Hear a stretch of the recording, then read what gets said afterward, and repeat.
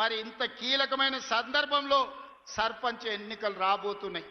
మా యువకులు అందరు ఇక్కడ ఉన్నారు, మా అక్కలు ఉన్నారు.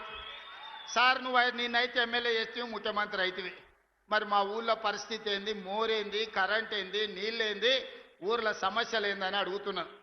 నాకు తెలిసి రాబోయే 3-4 రోజుల్లోనే రాష్ట్ర ఎన్నికల సంఘం సర్పంచ్ ఎన్నికల్ని నిర్వహించబోతుందని నాకు సమాచారం ఉన్నది. ఈ వేదిక మీద నుంచి మా మిత్రులకు ప్రతి గ్రామంలో మంచోళ్ళని సర్పంచులుగా ఎన్నుకోండి. మన నియోజకవర్గాన్ని అభివృద్ధి చేసుకుందాం. అభివృద్ధిని అడ్డుకునేటోళ్ళని సర్పంచులను చేయకండి.